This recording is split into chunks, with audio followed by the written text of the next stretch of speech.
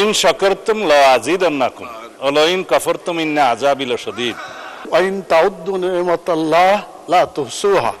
সামি'না ওয়া আতানা ফাইন শাকারতুম লাযিদান্নাকুম ওয়া লাইন কাফারতুম ইন্না আযাবি লাশাদীদ। তারা শুকর করে না কিন্তু অস্বীকার করে, সেই জন্য তাদের উপর লাশাদীদুল আযাব, আযাবের কঠিন আযাব তাদের সম্মুখীন করতে হবে। মাননীয় স্পিকার, কোরআন হাদিসের আয়াত এবং যেই রাসূল ইসলামের বাণীগুলো আছে এগুলো তো আসলে ঠাট্টা বিদ্রুপের বিষয় না। এটা নিয়ে যদি ঠাট্টা বিদ্রুপ করা হয় তাহলে আসলে খুবই দুঃখজনক। ডান পাশের বন্ধুরা কেন সেদিন মিছিল করেছিল জানতে পারি নাই। মাননীয় স্পিকার, আমাদের কাছে এসে আমাদের প্রধানমন্ত্রীর কাছে, আমাদের মাননীয় মন্ত্রীদের কাছে বাজেট চাইবে, বরাদ্দ চাইবে, কিন্তু রাস্তায় যে মিছিল করবে। সেই কারণে আমি একটি আল কোরআনের আয়াত বলতে চাই, ফাইন শাকারতুম লাযিদান্নাকুম ওয়া লাইন কাফারতুম ইন্না আযাবি লাশাদীদ। শুকর করতে হবে জীবনের, শুকর করতে হবে বরাদ্দের, শুকর করতে হবে মাননীয় প্রধানমন্ত্রী তারেক রহমানের, শুকর করতে হবে আমাদের মাননীয় মন্ত্রীদের। তারা শুকর করে না কিন্তু অস্বীকার করে, সেই জন্য তাদের উপর লাশাদীদুল আযাব, আযাবের কঠিন আযাব তাদের সম্মুখীন করতে হবে। মাননীয় স্পিকার, আল কোরআনে আরেকটা আয়াত আছে মাননীয় স্পিকার, ওয়া মাকারু ওয়া মাকারাল্লাহ ওয়াল্লাহু খায়রুল মাকিরিন। তোমরা বলেছো, তোমরা বুঝেছো, তোমরাই কৌশলী, আপনারাই কৌশলী, কিন্তু আল্লাহ বলছেন আমি শ্রেষ্ঠ কৌশলী। আর যারা আমার সাথে কৌশল খাটায় তাদের অবস্থা খুবই শোচনীয়। মাননীয় স্পিকার, আমি সেদিকে আর যাচ্ছি না। মাননীয় অনেক কথা ছিল। আসলে মাননীয় স্পিকার, কোরআন হাদিসের আয়াত এবং যেই রাসূল ইসলামের বাণীগুলো আছে এগুলো তো আসলে ঠাট্টা বিদ্রুপের বিষয় না। এটা নিয়ে যদি ঠাট্টা বিদ্রুপ করা হয় তাহলে আসলে খুবই দুঃখজনক। এখানে কোরআনের আয়াত কোট করা হয়েছে, লাইন শাকারতুম লাযিদান্নাকুম ওয়া লাইন কাফারতুম ইন্না আযাবি লাশাদীদ। ওনাদের প্রশংসা করলে ওনারা আরো বাড়ায় দিবেন, আর ওনাদের না করলে ওনারকে আমাদেরকে পিটাবেন নাকি, এ ধরনের বোঝাতে যাচ্ছেন।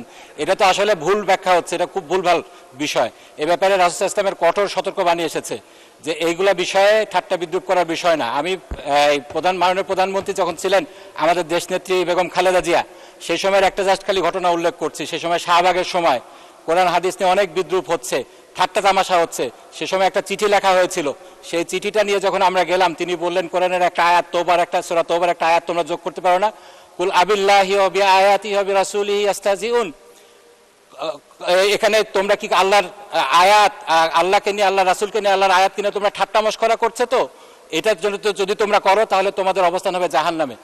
এই জিনিসটা আমাদেরকে খুব সতর্কভাবে নিতে হবে। কোরআন হাদিসের ভুল ব্যাখ্যা, কোরআন হাদিসের এরকম অবমাননাকর কিছু বিষয়, এগুলো আমাদেরকে কোনোভাবে করা যাবে না। এটার ব্যাপারে আপনার দৃষ্টি আকর্ষণ করছি মাননীয় স্পিকার। ধন্যবাদ মাননীয় সদস্য।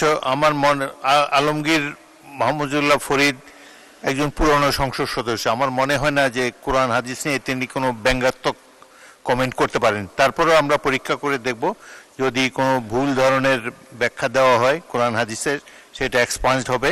আমি বিতর্কে যাব না, কিন্তু একটা ভুল মেসেজ যাবে বিরোধী দলের পক্ষ থেকে যখন একটা অভিযোগ আকারে বা যে কোনো আকারে বলা হোক যে আমাদের একজন মাননীয় সংসদ সদস্য কোরআন আর আয়াতের ভুল ব্যাখ্যা দিয়েছে। আমি প্রথমে বলি, আলমগীর মোহাম্মদ মাহফুজুল্লাহ ফরিদ একজন মৌলানা, মাদ্রাসা পাস, দাখিল আমার পাশে ছিল। তিনি অন্তত এই উদ্দেশ্যটা বলেন, লইন শাকারতুম লাযিদান্নাকুম ওয়া লাইন কাফারতুম ইন্না আযাবি লাশাদীদ। যেটা উনি বলেছেন সেটা প্রাসঙ্গক্রমে বলেছে। আমরা যদি আল্লাহর নিয়ামতের শুকরিয়া আদায় করি, আল্লাহ আমাদেরকে আরো বাড়িয়ে দেয়। যদি শুকরিয়া আদায় না করি, লাইন কাফারতুম ইন্না আযাবি লাশাদীদ, আল্লাহ আযাব বাড়িয়ে দিতে পারেন। এখন এটা পলিটিক্যালি কেন বক্তব্য হবে, এটা দিয়ে কেন পয়েন্ট অফ অর্ডারে বাড়ানো হবে? এটা ঠিক হয় না মাননীয় স্পিকার। তিনি বলেছেন, সৎ উদ্দেশ্যেই বলেছেন, এবং আমরা যেন আল্লাহর শুকর গুজার করি। এইটাকে পলিটিক্যালি আমার মনে হয় মিস ইন্টারপ্রিট করা ঠিক হবে না মাননীয় স্পিকার। আমাদের মাননীয় স্বরাষ্ট্রমন্ত্রী যেহেতু দাঁড়িয়েছেন এবং তিনি কথা বলেছেন, তার কথাকে যাতে লাইন মতো হয় সেজন্য তিনি নেওয়ার চেষ্টা করেছেন। এই আয়াতটা যে নাজিল হয়েছে, কেন নাজিল হয়েছে? এই আয়াতটা নাজিল হওয়ার প্রেক্ষাপট হচ্ছে আল্লাহ তাআলা তার অগণিত নিয়ামত এই পৃথিবীতে রেখেছেন। তিনি বলেছেন, ওয়াইন তাউদ্দু নি'মাতাল্লাহ লা তুহসুহা। তোমরা যদি আল্লাহর নিয়ামতকে গুনতে চাও তাহলে গুণা শেষ করতে পারবে না। যারা আল্লাহর এই দুনিয়ায় আল্লাহর নিয়ামত ভোগ করছে, আমি কথা বলছি এটা আল্লাহ আমাকে একটা নিয়ামত দিয়েছেন, অতএব আমার মুখ দিয়ে আল্লাহর বিরুদ্ধে কোনো কথা আমি বলতে পারি না। আমাকে যে শক্তি আল্লাহ দিয়েছেন, এই শক্তি দিয়ে আল্লাহর বিধিবিধানের পক্ষে আমাকে কথা বলতে হবে। ধন্যবাদ। মানুষ শেষ করি, 1 মিনিট শেষ হবে। আমাদের মাননীয় স্বরাষ্ট্রমন্ত্রী উনি এটা নিয়ে গেছেন মানে দলীয় একটা, এই যে বাজেট বক্তৃতা, বাজেটটা খুব ভালো হয়েছে, অতএব বিরোধী দলকে বাজেটের প্রশংসা করতে হবে। এইটা যদি প্রশংসা না করে তারপর আজাব আসবে, এই দিকে নিয়ে গেছিল উনি। এই কথাটা মোটেও সঠিক না। আমি বলতে চাই যেটা ধন্যবাদ। কথা এটাই হয়েছে মাননীয় স্পিকার, আমার মনে হয় আপনি যদি প্রয়োজন মনে করেন একজন আলিমের কাছে যে বলবেন, কোনো মানুষের অবদানের কথা এখানে বলা হয়নি। ধন্যবাদ। যে এখানে মাদ্রাসা পড়ার, মাদ্রাসা শিক্ষায় শিক্ষিত আলেম অনেক বেশি আছে এখানে এই দিকের চাইতে, সেটা তো আমরা স্বীকার করে নিয়েছি। তবে আমার এই ট্রেজারি বেঞ্চও 2-1 আছে। ওই দিন আপনি বলেছেন ভালো, অলরেডি আপনি কিছু জানেন, এটা তো আমরা ধরে নিলাম। এখন আপনি বললে আবার একটা বিতর্ক শুরু হবে। Kamruzzaman Ratan, no more please, আমাদের বাজেট বক্তৃতায় যেতে হবে। পরে আরেক সময় আরেক দিন বলেন, আপনার এটা জমা রাখেন, পরের দিন আরেক সময়। আচ্ছা বলেন, কিন্তু কোনো বিতর্কের সৃষ্টি করবেন না।